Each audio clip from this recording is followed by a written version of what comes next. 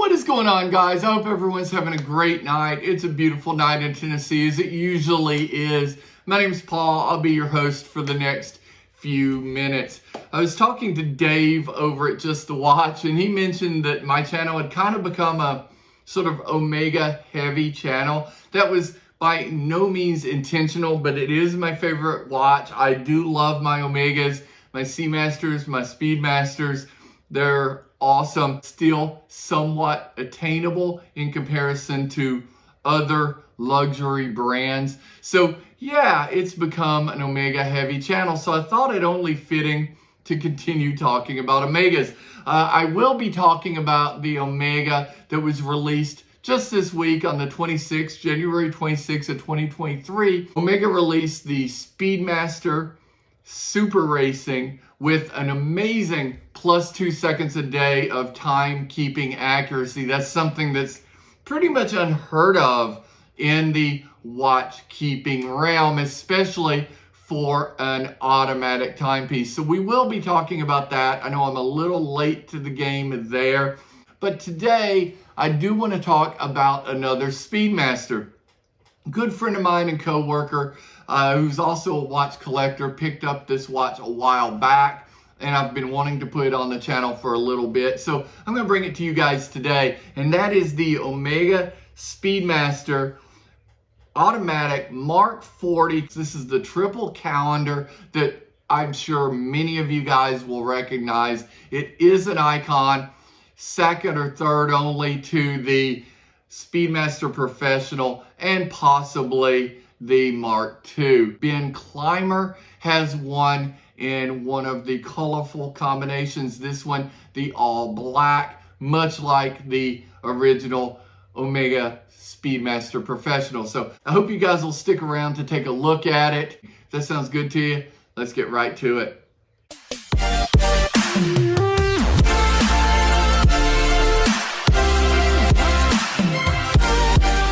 Alright guys, so I have the watch right in front of me. This one from my friend Dane. Dane accompanied me to the tour of the Weiss Watch Company factory here in Nashville.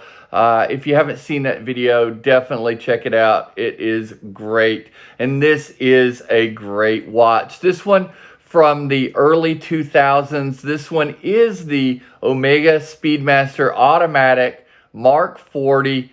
And this is a triple calendar, meaning you have your day of the week, and your date function.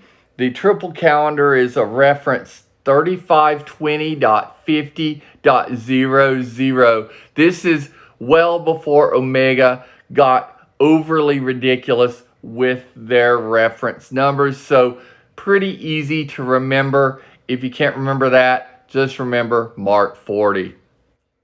Taking a closer look at the case back, you can see it's a press-on case back.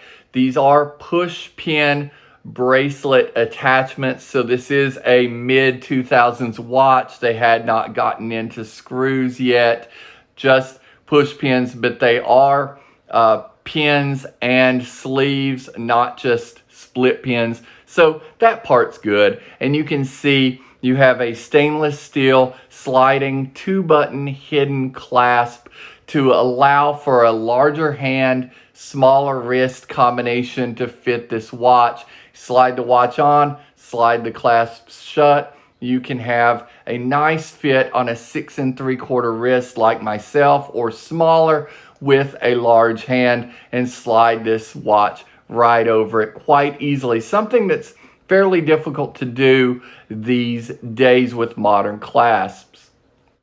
Here I've gone ahead and opened up that clasp so you guys can see that slide function. I am holding my camera and the watch, so I'm not able to show you that slide function in action, but there are plenty of videos out there of these style bracelets. I think they're great in function.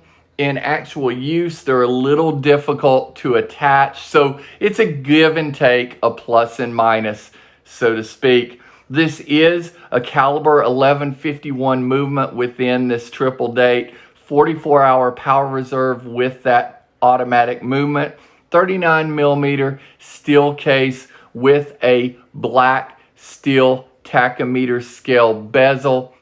You can access the day and the month from the subdial at 12 and your date of the month from the pointer date. This one pointed at the 27th. As we look at it on my 6 3/4 wrist here, you can see that 18 millimeter lug width on this bracelet, and you can see this low stack height. So this is a watch that works both as a t-shirt and jeans watch, as well as something that can sit under the cuff of a nice suit, as I have it here. Can't see my cuff as my sleeves are rolled up, as it was a fairly hot day here in Tennessee, even though it's January. But just looking, you can see that's going to slide under a cuff very nicely. And that 39 millimeter case diameter looks pretty good on my 6 3/4 wrist. I think this would look really good